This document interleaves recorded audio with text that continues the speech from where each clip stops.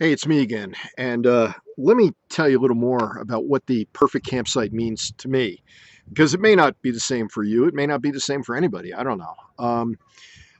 I have a kayak. You saw that in my videos before, and I'm really enjoying that kayak. It's really a lot of fun to travel with it, and I think it's going to be a key to helping me get in shape for ski season, at least upper body conditioning, and maybe even trim down the waist a little bit.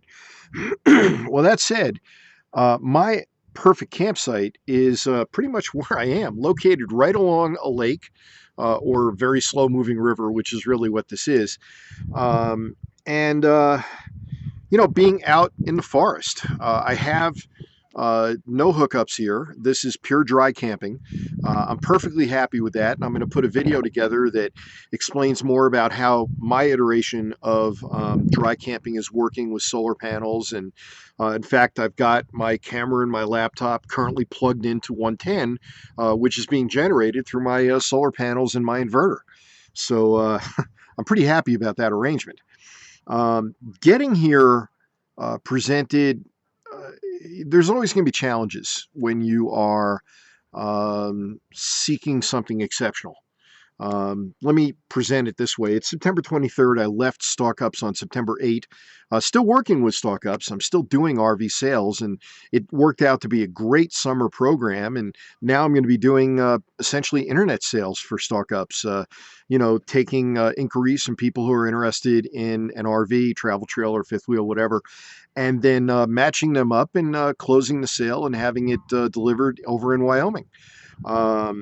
It's a pretty cool gig, really. But since I left there, my goal was to be able to do a lot of kayaking. So I went looking for sites that I thought would be the perfect campsite.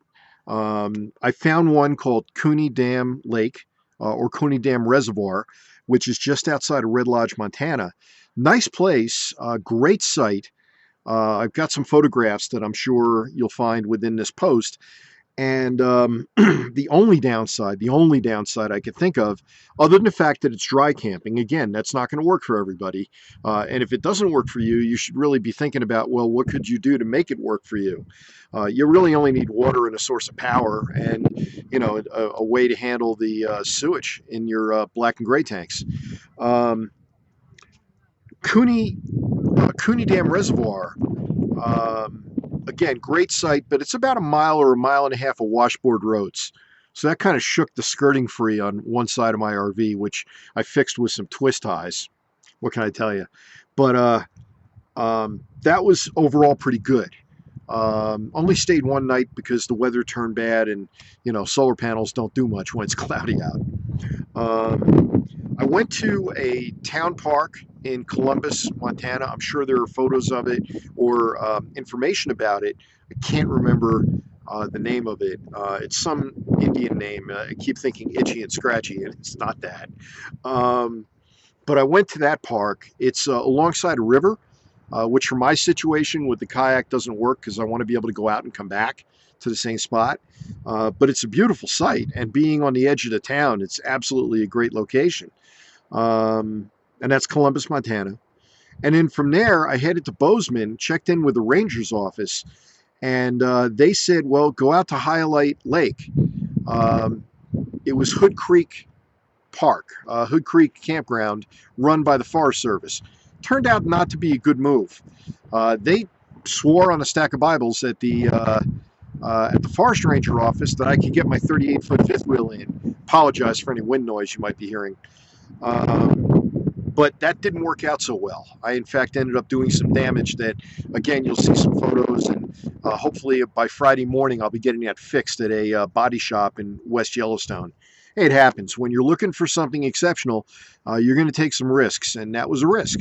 I thought I was mitigating my risk by going to the Rangers, but, well, what can I tell you?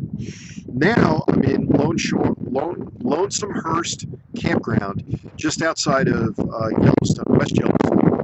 Beautiful, absolutely beautiful. A little windy, but beautiful. Definitely a place worth being. Definitely a place worth being. I'm in one of their waterfront sites.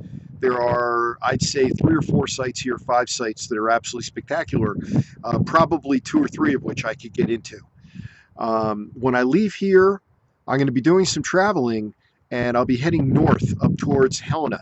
And I'll keep you posted on where I land and what I find out as I get there.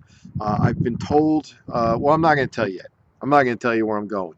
So, anyway, that's really what's going on. That's where I am.